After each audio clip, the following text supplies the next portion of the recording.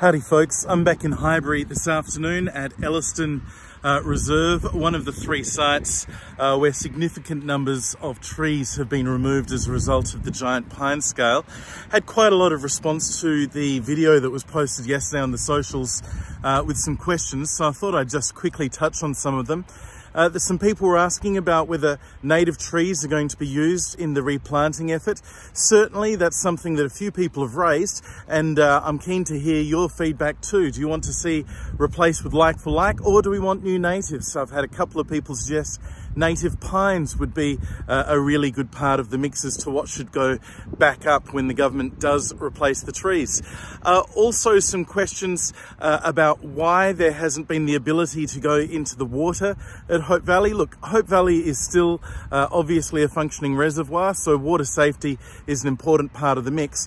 When the reservoirs were opened up, making sure that the water supply was still safe was a priority for the government, as it would be in the future.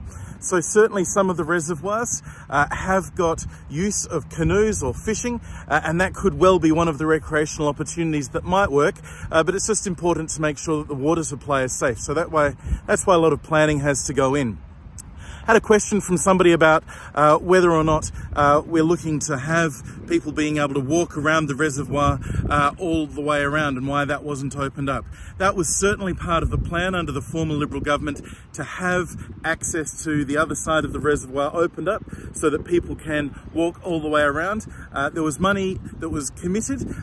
Wasn't a commitment for the new government, so obviously they had other priorities. That's a matter for them, but I think that given we're going to have this replanting effort that needs to take place sooner rather than later, in my view, now is the time to plan for walking trails that go right around the reservoir, so that can be done sympathetically with the opening up of with the planting of the new trees.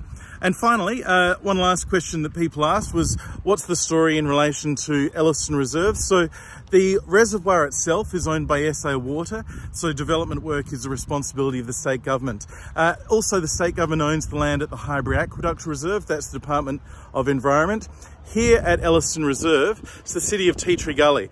Now, already since they've been given access back to the site, the City of Tea Tree Gully, I think you can just see it in the background there, they've rebuilt the ramps for BMX riding and so forth, and that's great, but obviously this is a barren wasteland compared to the beautiful tree-lined area that it was before. So I'm hoping to work with Tea Tree Gully councillors and other nearby local members, particularly Vincent Tarzi, the member for Hartley, and hopefully the Tea Tree Gully Council will get some joy from the government. We'll be pushing hard to ensure that's the case. Some support to ensure that this area is able to be replanted in line with residents' expectations and supporting rejuvenation of our green landscape in our local area. Hope that answers some of your questions. Please feel free to leave more questions below. And if you haven't seen the video from yesterday, pointing out the opportunity for more recreational facilities at Hope Valley Reservoir, and indeed urging the government to get on with replanting as soon as it is safe to do so, as soon as we get the tick from biosecurity.